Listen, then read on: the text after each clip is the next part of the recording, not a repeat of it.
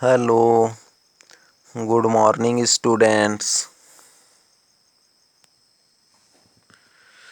तो पिछले क्लास में हम लोगों ने अध्याय 6 गुणनखंड एवं गुणज स्टार्ट कर लिए थे और जिसमें हम लोगों ने विभाज्यता का नियम 2 से लेकर यानी कि 2 से लेकर 11 तक पढ़ लिए थे। विभाज्यता के नियम और संख्याओं का अभाज्य गुणनखंड ज्ञात करना भी सीख लिए थे। तो चलिए आज आगे पढ़ते हैं। तो पिछले क्लास में हम लोगों ने अध्याय 6 गुणनखंड एवं गुणज ये स्टार्ट कर लिए थे पिछले क्लासों में, और जिसमें हम लोगों ने गुणनखंड क्या होता है, गुणज क्या होता है ये भी पढ़ लिए थे, और जिसमें हम लोग सम संख्या, विषम संख्या, भाज्य संख्या, अभाज्य संख्या ये सब भी पढ़ लिए थे। तो गुणनखंड क्या होता है यह तो आप लोगों को पता ही होगा, और गुणज भी क्या होता है यह भी पता है। भाज्य, अभाज्य, सम, विषम, और इस अध्याय में सबसे महत्वपूर्ण जो है वह विभाज्यता का नियम है। तभी हम लोग किसी भी संख्या का अभाज्य गुणनखंड या लघुत्तम समापवर्तक या महत्तम समापवर्तक ज्ञात कर सकते हैं। और उससे भी महत्वपूर्ण है कि टेबल आप लोग अच्छे से कम 20 तक याद करेंगे। तो यानी कि टेबल याद रखना बहुत ही आवश्यक है, तभी हम लोग निकाल सकते हैं गुणनखंड या अभाज्य गुणनखंड। तो चलिए देखते हैं आगे। तो ये था हम लोग का विभाज्यता का नियम, जिसमें हम लोग 2 का विभाज्यता का नियम, 3 का, 4 का, 5 का, 6 का, 7, 8, 9, 10 और 11 का भी पढ़ लिए थे। तो ये सब विभाज्यता के नियम आप लोग अच्छे से याद रखेंगे, तभी बन पाएगा कि तभी गुणनखंड और लघुत्तम समापवर्तक और महत्तम समापवर्तक आसानी से ज्ञात कर पाएंगे। तो चलिए आज आगे देखते हैं। तो पिछले क्लास में हम लोगों ने अभाज्य गुणनखंड यानी कि अभाज्य गुणनखंड ज्ञात करना सीखा था। तो चलिए फिर से एक बार देख लेते हैं अभाज्य गुणनखंड किस तरीके से ज्ञात करते हैं। उसके बाद हम लोग पढ़ेंगे महत्तम समापवर्तक यानी कि दिए गए संख्याओं का महत्तम समापवर्तक ज्ञात करना। तो पहले एक बार हम लोग अभाज्य गुणनखंड ज्ञात करना देख लेते हैं। तो अध्याय 6 गुणनखंड एवं गुणज। तो आइए देखते हैं अभाज्य गुणनखंड ज्ञात करना। तो यहाँ हम लोग 24 यानी कि संख्या 24 का अभाज्य गुणनखंड ज्ञात करते हैं पहले। तो ये हम लोग पिछले क्लास में भी पढ़ लिए थे, तो फिर से एक बार देख लेते हैं। जैसे ये 24 है तो इसका अभाज्य गुणनखंड इस तरीके से ऐसा निकालते हैं। तो सबसे पहले किससे डिवाइड करेंगे? 2 से, क्योंकि इकाई में क्या है? 4 है। जब इकाई में 4 होता है तो कोई भी संख्या 2 से डिवाइड होगा, तो 2 से करते हैं। 2 1 जा 2, 2 2 जा 4, फिर इकाई में क्या आ गया? 2 से, तो ये फिर से 2 से डिवाइड होगा, तो 2 6 जा 12, फिर इकाई में क्या है? 6 है, तो फिर 2 से, 2 3 जा 6, अब किससे? 3 से, 3 1 जा 3। तो 24 का अभाज्य गुणनखंड क्या है हम लोग का? 2 2 2 और 3। तो ये हो जाएगा अभाज्य गुणनखंड। तो इसलिए 24 का अभाज्य गुणनखंड तो अभाज्य गुणनखंड इज इक्वल टू क्या होगा? 2 × 2 × 2 × 3। तो ये हो गया अभाज्य गुणनखंड। उसी तरीके से और एक देख लेते हैं 36। तो 36 का अभाज्य गुणनखंड, तो या ये भी किससे होगा? 2 से डिवाइड होगा। तो 2 से कब डिवाइड होता है? जब इकाई में 0 2 4 6 8 हो, तो क्या होता है? कोई भी संख्या 2 से डिवाइड हो जाता है, तो 2 से कर देते हैं। तो 2 1 जा 2, 3 में 2 माइनस करेंगे 1, और इस 6 के साथ क्या हो जाएगा 16, तो क्या हो जाएगा 2 8 जा 16, फिर 2 से 2 9 जा 18, फिर अब ये 2 से नहीं जाएगा क्योंकि क्या है 0 2 4 6 8 नहीं है इकाई में, यहाँ क्या है 9 है, तो ये क्या होगा 3 से 3 3 जा 9, फिर 3 से 3 1 जा 3, तो इसलिए क्या हो जाएगा 36 का अभाज्य गुणनखंड तो क्या हो जाएगा अभाज्य गुणनखंड 2 multiply 2 multiply 3 multiply 3, 2 multiply 2 multiply 3 multiply 3, तो यह हो जाएगा अभाज्य गुणनखंड। तो इस तरीके से ज्ञात करना है। तो चलिए अब आगे देखते हैं। तो आज हम लोग पढ़ेंगे महत्तम समापवर्तक ज्ञात करना। तो आइए देखते हैं पहले महत्तम समापवर्तक क्या होता है। तो महत्तम समापवर्तक तो ये देखते हैं, तो सबसे बड़ा उभयनिष्ठ गुणनखंड। तो महत्तम समापवर्तक क्या होता है, सबसे बड़ा उभयनिष्ठ गुणनखंड यानी कि अपवर्तक है जो उस संख्याओं को पूरा भाग दे दे, यानी कि हम लोग अभाज्य गुणनखंड निकालते हैं। तो अभाज्य गुणनखंडों में सबसे बड़ा जो उभयनिष्ठ गुणनखंड होगा वही उन संख्याओं का महत्तम समापवर्तक होगा। तो यहाँ पर है उनका परिभाषा, तो यहाँ देख लेते हैं। जैसे दो या दो से अधिक संख्याओं के महत्तम समापवर्तकों में सबसे बड़ा सम अपवर्तक, सब संख्या में सम अपवर्तकों में सबसे बड़ा सम अपवर्तक उन संख्याओं का महत्तम समापवर्तक कहलाता है। तो महत्तम समापवर्तक क्या है, दो या दो से अधिक संख्याओं के सम अपवर्तकों, यानी कि जो गुणनखंड होगा उसी को यहाँ सम अपवर्तकों यानी कि उभयनिष्ठ। तो सम अपवर्तक मतलब उभयनिष्ठ गुणनखंड में सबसे बड़ा सम अपवर्तक यानी कि सबसे बड़ा उभयनिष्ठ गुणनखंड उन संख्याओं का महत्तम समापवर्तक कहलाता है। तो महत्तम समापवर्तक इज इक्वल टू सबसे बड़ा समान गुणनखंड। तो चलिए देखते हैं क्वेश्चन, तब अच्छे से समझ जाएंगे आप लोग। तो उसके लिए देखते हैं उदाहरण नंबर 7। तो चलिए देखते हैं उदाहरण नंबर 7 में संख्या दिया है हम लोग का 48, 64 और 74 ये 72।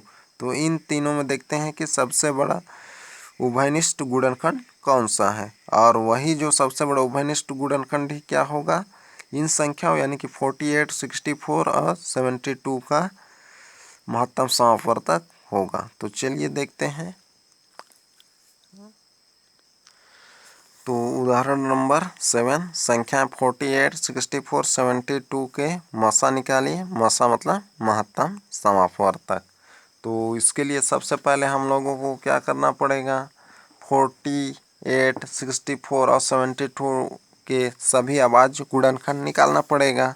तो पहले अभाज्य गुणनखंड निकालते हैं। तो पहले हम लोग 42 का निकालते हैं, 48 का। तो इस तरीके से ऐसा निकालेंगे।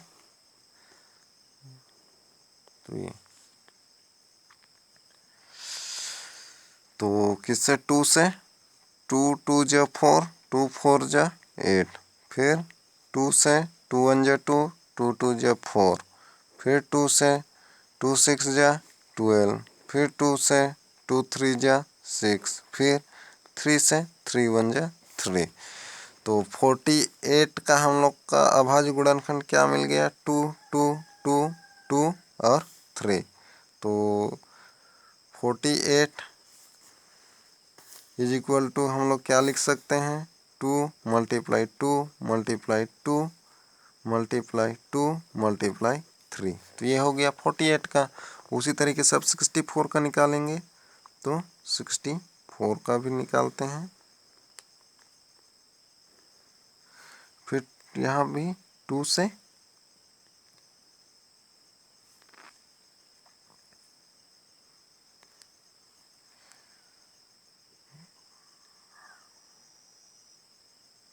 2 3 जा 6, 2 2 जा 4, फिर 2 से 2 1 जा 2, 1 बचा, इसके साथ क्या हो गया 12, फिर 2 से 2 6 जा 12, फिर 2 से 2 8 जा 16, फिर 2 से 2 4 जा 8, फिर 2 से 2 2 जा 4, फिर 2 से 2 1 जा 2। तो ये हो गया। तो ये हम लोग का 64 का क्या हो गुणनखंड ये निकला है 1 2 3 4 5 6, 6 टाइम 2 है, तो 2 मल्टीप्लाई 2, 2 मल्टीप्लाई 2 मल्टीप्लाई 2 मल्टीप्लाई 2, ये हो गया अभाज्य गुणनखंड। तब उसी तरीके से 72 का भी अभाज्य गुणनखंड निकालते हैं। तो 72 का भी अभाज्य गुणनखंड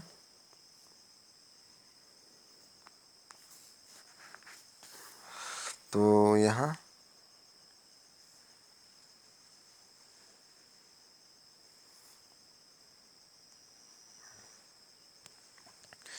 तो ये भी 2 से 2 3 जा 6 1, 7 में 6 माइनस करेंगे 1, अब ये क्या हो जाएगी इसके साथ 12, तो 2 6 जा 12, फिर 2 से 2 1 जा 2, फिर 2 8 जा 16, फिर 2 से 2 9 जा 18, अब किससे 3 से 3 3 जा 9, फिर 3 से।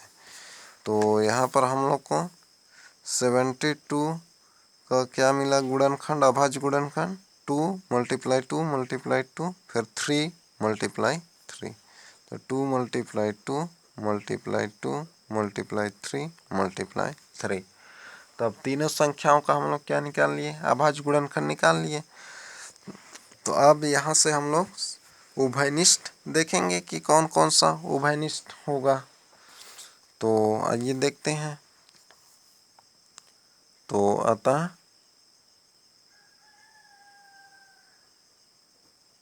अतः गुणनखंड लिखते हैं 48 का अभाज्य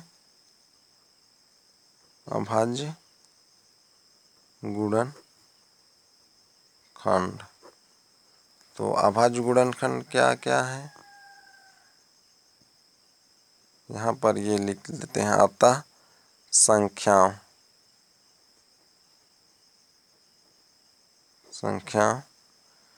क्या क्या था 48 64 और 72 का अभाज्य गुणनखंड। तो अभाज्य गुणनखंड 48 का क्या क्या मिला था हम लोग को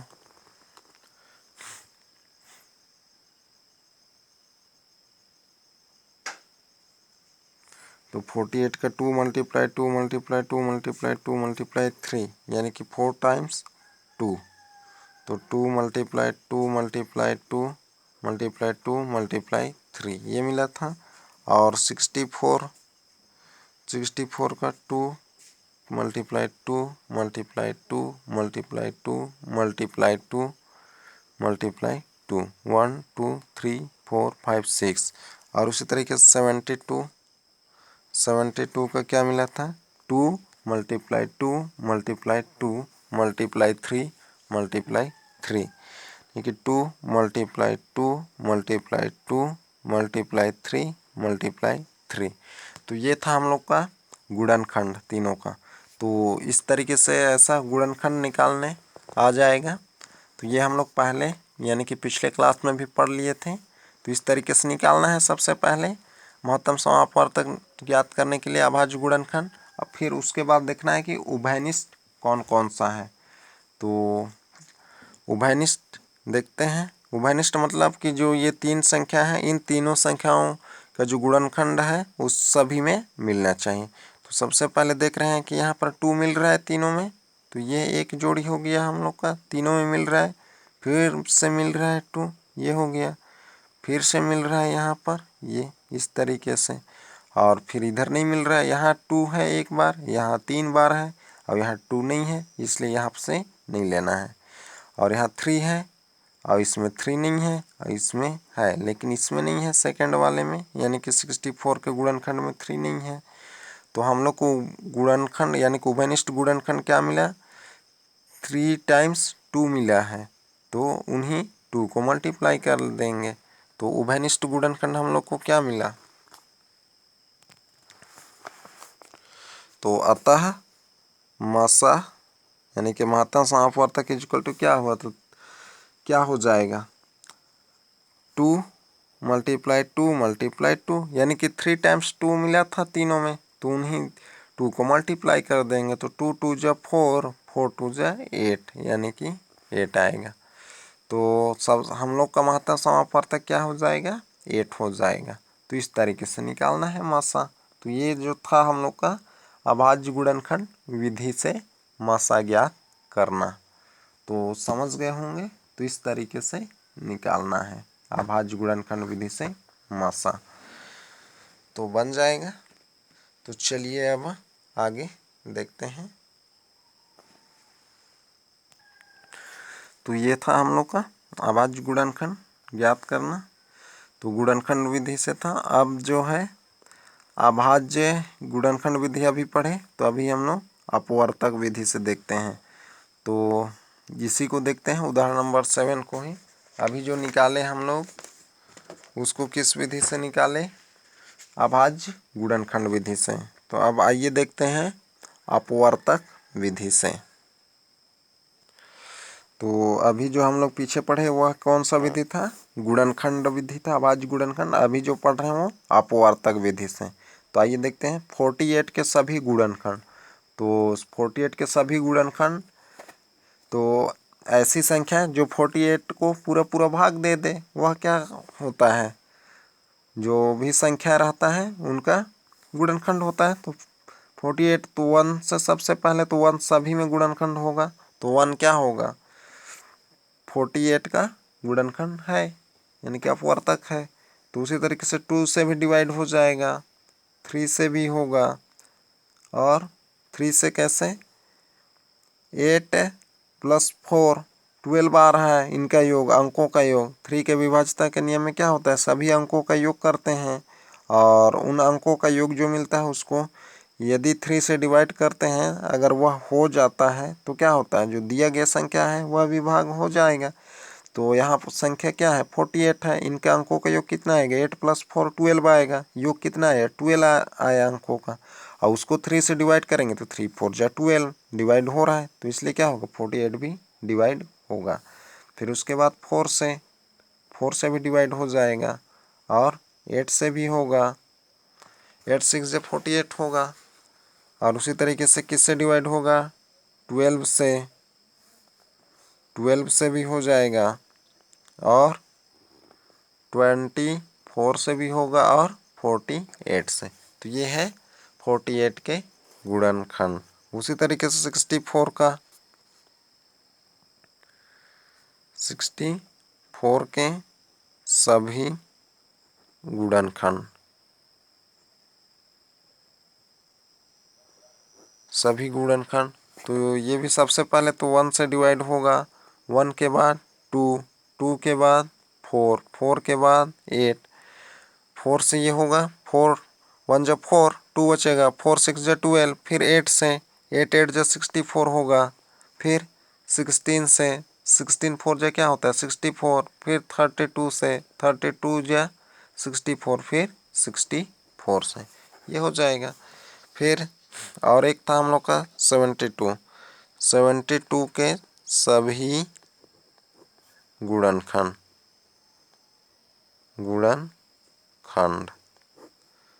तो यहाँ से भी सबसे पहले तो 1 ही होगा इसका भी, फिर 2 होगा, 3 होगा, 4 होगा, 8, ये 6 भी होगा, 6, फिर 8, यहाँ पर लिख देता, 6 8 9 12 18 24 36 और 72।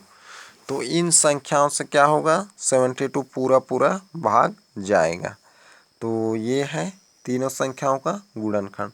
अब यहाँ से देखते हैं कि इनमें से गुणनखंड कौन कौन सा है? तो आइए देखते हैं उभयनिष्ठ गुणनखंड कौन कौन सा है। तो सबसे पहले तो 1 तो सभी में होगा, ये हो गया 1। फिर उसके बाद 2, तो ये हो गया 2 भी है तीनों में। फिर और कौन कौन सा है आइए देखते हैं। तो इसमें 3, इसमें नहीं है तो 3 नहीं होगा। 4, यहाँ 4 4 4, तो 4 है, 4 4 ये हो गया।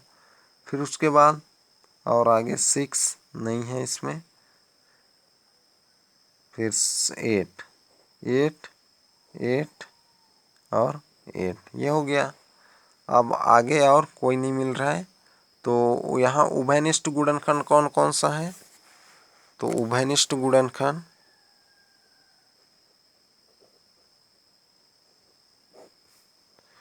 उभयनिष्ठ गुणनखंड तो उभयनिष्ठ गुणनखंड क्या है? 2 4 और 8 है। तो ये हम लोग का क्या है? उभयनिष्ठ गुणनखंड है। तो महत्तम समापवर्तक क्या होता है? सबसे बड़ा उभयनिष्ठ गुणनखंड होता है। तो सबसे बड़ा उभयनिष्ठ गुणनखंड कौन होगा? 8 होगा। तो इसलिए इनका महत्तम समापवर्तक क्या हो जाएगा? 8। तो इनमें सबसे बड़ा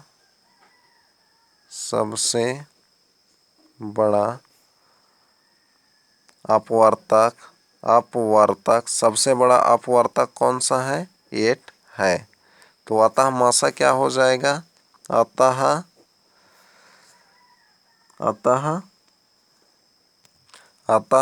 48, 64 व 72 का मासा इज इक्वल टू 8 है। तो इस तरीके से बनाना है तो बन जाएगा। तो ये जो था हम लोग का अपवर्तक विधि था, और इससे जो पहले पढ़े वह अभाज्य गुणनखंड विधि था। तो चलिए अब आगे देखते हैं। तो ये बन जाएगा इस तरीके से।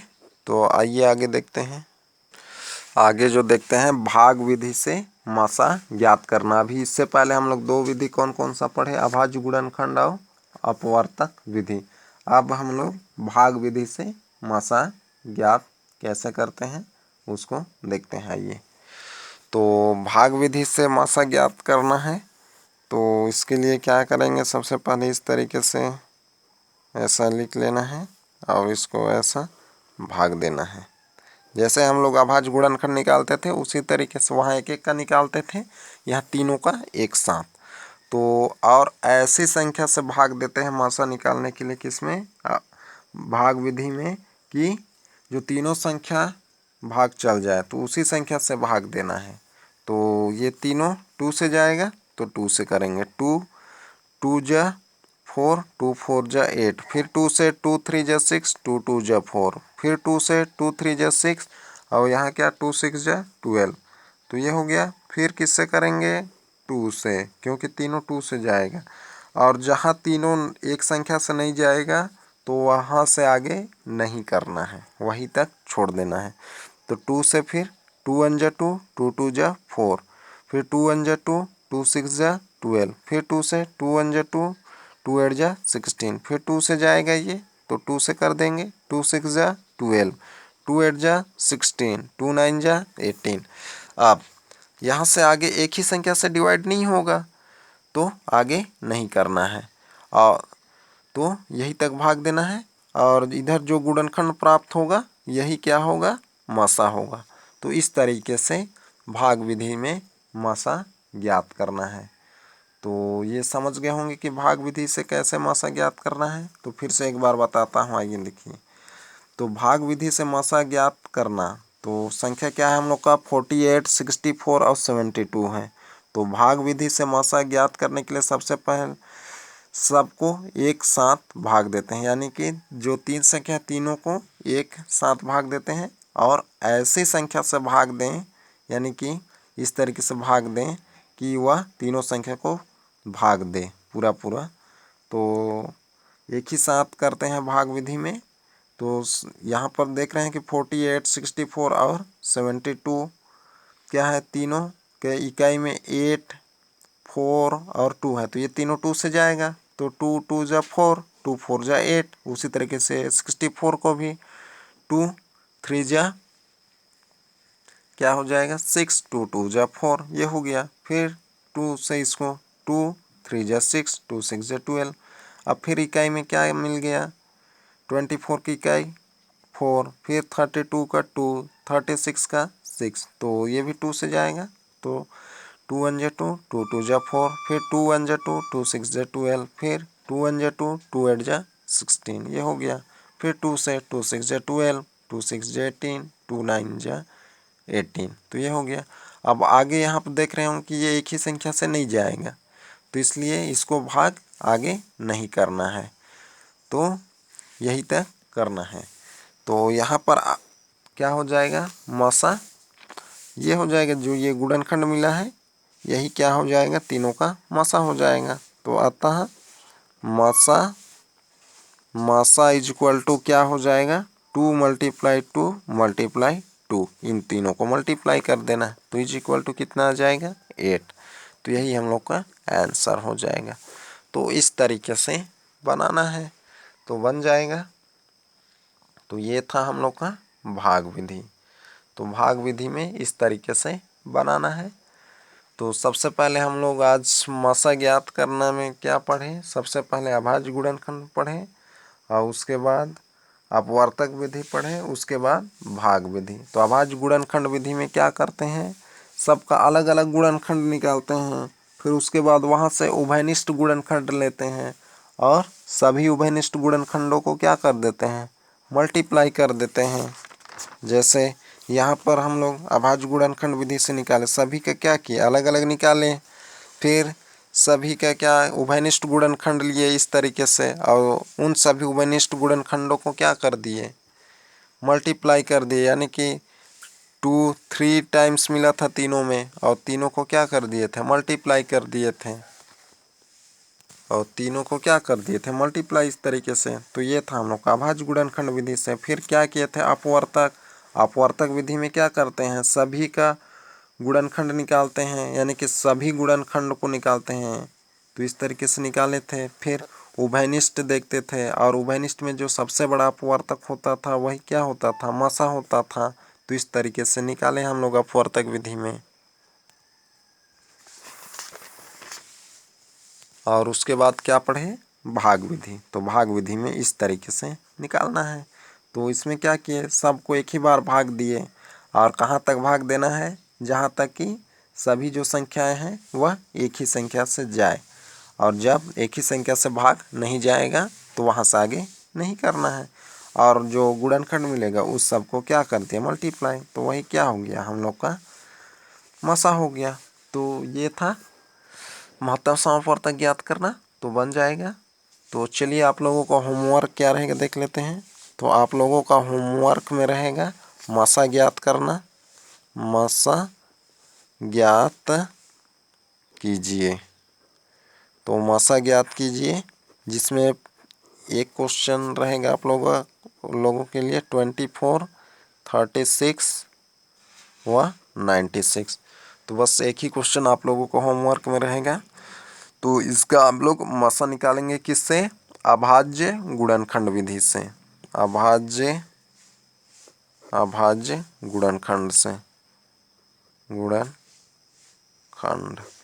विधि से। तो अभाज्य गुणनखंड विधि से मसा निकालेंगे इन तीनों का, यानी कि 24, 36 और 96 का। तो आज का क्लास यही तक, अगले क्लास में फिर मिलते हैं। तो ओके बाय।